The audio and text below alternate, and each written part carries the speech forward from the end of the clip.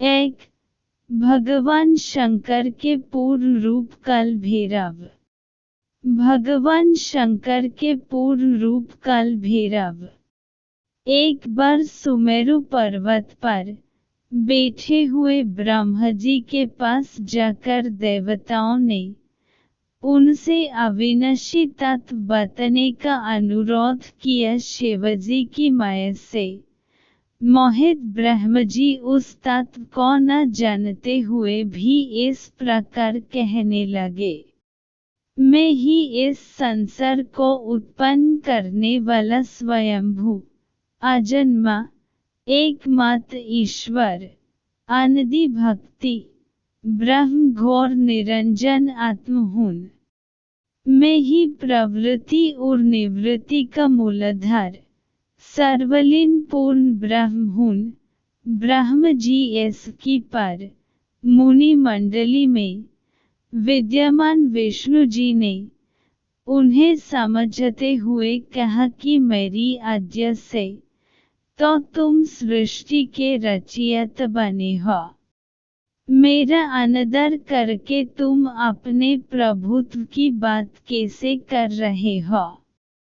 इस प्रकार ब्रह्म और विष्णु अपना अपना प्रभुत्व स्थापित करने लगे और अपने पक्ष के समर्थन में शास्त्र वाक्य उद्धृत करने लगे। अंततः वेदों से पूछने का निर्णय हुआ तो स्वरूप धारण करके आए चारों वेदों ने क्रमशः अपना मत इस प्रकार प्रकट किया। ऋग्वेद जिसके भीतर समस्त भूत निहित हैं तथा जिससे सब कुछ प्रवृत्त होता है और जिसे परमात्मा कहा जाता है वह एक रुद्र रूप ही है। यजुर्वेद जिसके द्वारा हम वेद भी प्रमाणित होते हैं तथा जो ईश्वर के संपूर्ण यज्ञों तथा योगों से भजन किया जाता है सबका दृष्ट वह एक शिव ही है। सामवेद जो समस्त संसारी जनों को भ्रमत है जिसे योगी जन ढूंढते हैं और जिसकी भांति से सारा संसार प्रकाशित होता है वे एक त्र्यंबक शिवजी ही हैं।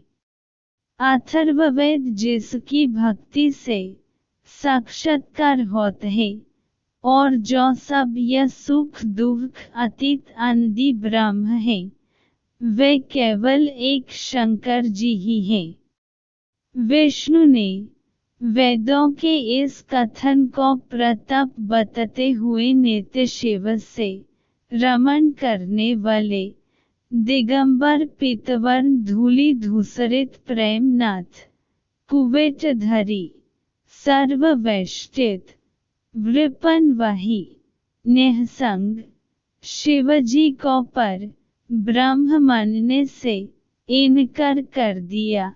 ब्रह्मा विष्णु विवाद को सुनकर ओंकार ने शिवजी की ज्योति नित्य और सनातन परब्रह्म बताया परंतु फिर भी शिव माया से मोहित ब्रह्मा विष्णु की बुद्धि नहीं बदली।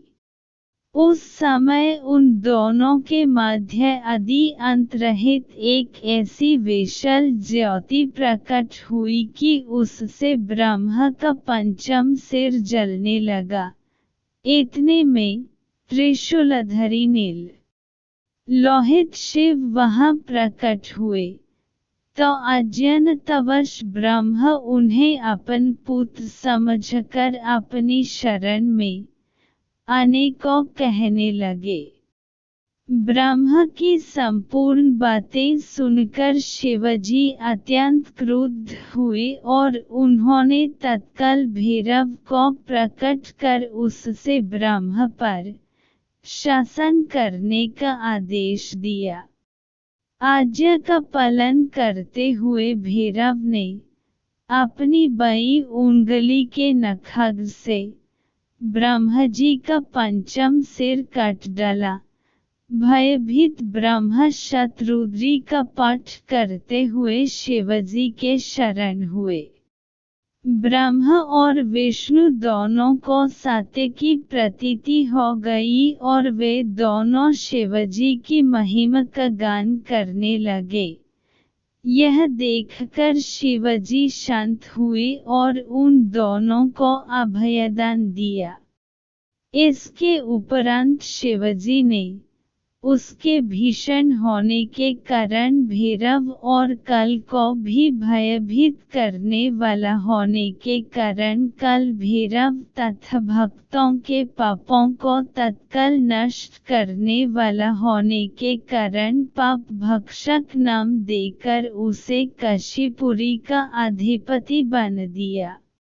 फिर कहा कि भैरव तुम इन ब्रह्मा विष्णु को मानते हुए ब्रह्मा के कपाल को धारण करके इसी के आश्रय से भिक्षावृत्ति करते हुए वाराणसी में चले जाओ। वहां उस नगरी के प्रभाव से तुम ब्रह्म हत्या के पाप से मुक्त हो जाओगे।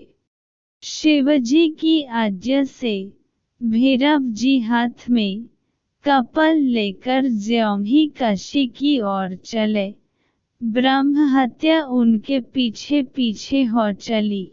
विष्णु जी ने उनकी स्तुति करते हुए उनसे अपने को उनकी माया से मोहित न होने का वरदान मांगा। विष्णु जी ने ब्रह्म हत्या के भैरव जी के पीछे करने की माया पूछना चाहिए, तो ब्रह्म हत्या ने बताया कि वह तो अपने आप को पवित्र और मुक्त होने के लिए भैरव का अनुसरण कर रही है। भैरव जी ज्यों ही काशी पहुँचे त्यों ही उनके हाथ से चिमट और कपाल छूटकर पृथ्वी पर गिर गए और तब से उस स्थान का नाम कपालमोचन तीर्थ पड़ गया। इस तीर्थ में जाकर सविधि पिंडदान और देवपितृ तर्पण करने से मनुष्य ब्रह्म हत्या के पाप से निवृत्त हो जाता है।